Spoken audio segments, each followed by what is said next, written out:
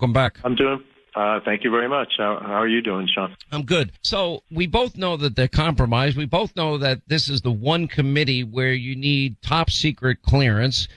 We both know that if you were hanging out with a Chinese spy by the name of Fang Fang, that you're probably not in a position to be on the Intel committee. And if you lied to the degree that Adam Schiff did, and he lied and we can prove it, you don't belong on the committee also. And right. How is that viewed as a death threat? It's not. It's all hyperbole and it's all falsehood. Whatever they're saying, you know what they're saying is just trying to make it as political as possible. But the speaker had every right to remove them from the Intelligence Committee. And as you said, Swalwell can't get. If you were in the private sector, you couldn't get a security clearance. The FBI wouldn't issue him one. So here we have somebody that on the private sector wouldn't be able to get a security clearance is actually now on the Intelligence Committee. That is something which is untenable. That's why he was removed from the Intelligence Committee. Adam Schiff actually was the individual most responsible to trying to destabilize the American government during the time of the Trump administration, delegitimize the Trump presidency because all the lies that he continued to say about all this Russia collusion, which turned out to be a bunch of baloney. So because he's a pathological liar, he doesn't belong on the Intelligence Committee either. And so, look, the difference is what the speaker has done. He's removed them from the Intelligence Committee. They can serve on other committees. They just can't serve on the Intelligence Committee. That was different than what happened to Marjorie Taylor Greene and to Paul Gosar. They were actually removed from all committees. And so, the speaker is actually treating them a heck of a lot better than Nancy Pelosi did to some of our members. Agreed. Now, I just want to put people's minds at ease because we keep hearing about the debt ceiling, the debt ceiling, the debt ceiling. In reality, and correct me if I'm wrong, this really won't be a pressing issue until, say, May or June. Is that about right?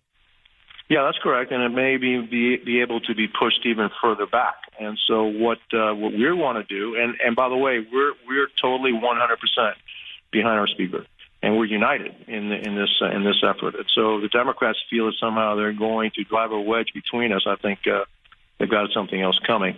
What we want is reasonableness. We want the president to sit down and negotiate with us. I think, it's within our purview, our right. We promised the American people that we were going to stop wasteful government spending. That's exactly what we need to do. And we need the president to sit down and the Senate to sit down with us and say, okay, what are those things that we can start to reduce the spending, which is wasteful, unnecessary spending, which we know we have billions and billions of dollars of it, that the American taxpayer is paying for right now, that our children and our grandchildren will be paying for because raising the debt ceiling means that we're going to borrow money and borrow against their future. That's not right. And that's what we need to start doing, and we need to start doing it now. And the president needs to come on board. Look, this is a divided government. The American people voted for us. These are the promises we made to the American people, and we're going to stand by our promises. I'm glad to hear it. I know that Joe Manchin met with Kevin McCarthy about the issue, and he thinks it's wrong what Biden is doing, drawing a line in the sand, saying he won't negotiate. The strategy seems very obvious to me, and that is that the Democrats are calculating that the Republican caucus will not be united, and if they're not united and they don't have 218, then they feel that there's no need then to negotiate. That's why I think the Republicans, and by the way, I've spoken with a lot of your colleagues, all of them that I've spoken to, varying factions, Tuesday Group, Study Group, Freedom Caucus, etc. They're all on the same page. There are a number of different ideas and plans. Most of them have some connection to the spending in the future. And it was Joe Biden in 2011. He led the negotiations for the Democrats that resulted in the Deficit Reduction Act, which resulted in sequestration, which ended up being very successful. Right, and that's what, look, I think that the proposals are going to be put forward, by leadership are going to be very reasonable. The American people are going to realize that they're very reasonable. We need to, look, we cannot continue on this path, Sean. It's unsustainable. This increasing the debt to our children, our grandchildren is not sustainable. And we know that. Everybody knows that.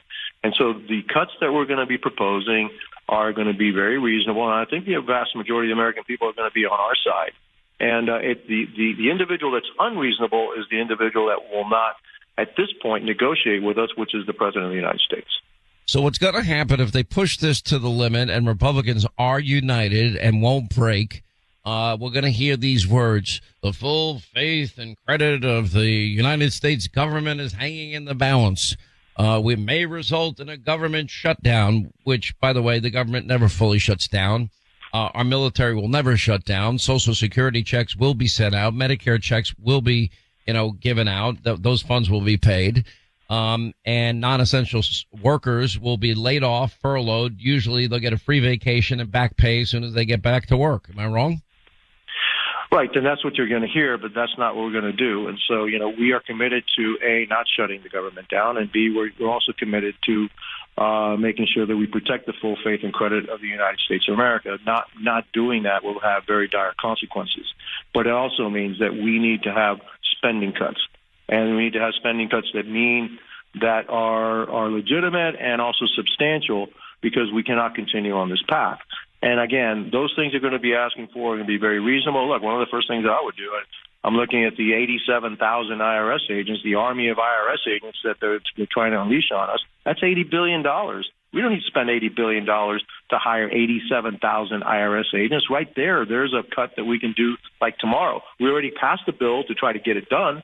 Look, sign that up, and we're on our way to looking at the cuts that we need to make, in order to balance our budget eventually. Look, we're not going to balance our budget next year. It's not going to be a 4 or 5 years. This is going to take a while for us to dig ourselves out of the debt that we're in. And then we're not asking to do it tomorrow, but we need to start on that path, and it needs to be verifiable that we're going to get to that and start cutting down on the debt that is going to be an unbelievable burden, stealing our children and grandchildren's future. All right, quick break. We'll come right back. We'll continue more with Congressman Carlos Gimenez. He's in Florida's 28th district. Then we'll get to your calls at the bottom of the hour, 800-941-SEAN, our number if you want to be a part of the program. All right, we'll get to your calls coming up in just a few minutes. First, our final moments with Congressman Carlos Gimenez. He is Florida's congressman in the 28th district. I think a lot of what we're hearing now is a distraction away from when they talk about the debt ceiling, which is not an imminent problem, or ratcheting up their commitment to Ukraine. And I have a big problem with the amount of money that we've been sending, a big problem that two of Zelensky's top deputies now have had to been fired because of corruption and abusing the monies that they've been taking in. A lack of Europe's commitment when this is in their backyard, not our backyard. Why are we paying the bulk of monies for this?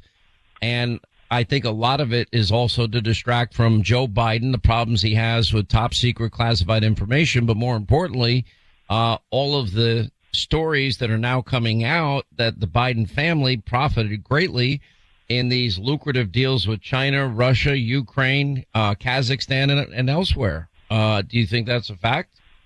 Well, I think, look, anything that distracts the American people from keeping their eye on the ball, what's going on with the Biden family, syndicate, is part of the strategy. And so I think you're absolutely right. But look, there's a group of people that are not going to get their eye off the ball. That's us in Congress. The Republicans in Congress are not going to take our eye off the ball. We know what we need to do. We can do more than one thing at a time. We can deal with this the debt limit issue, and we can also deal with the investigations that have to happen, looking into the Hunter Biden laptop, how Joe Biden was involved in the family business, what did the family business benefit from, and who they benefit from it, because he's the president of the United States.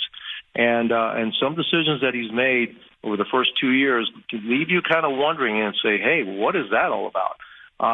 And is he in fact compromised?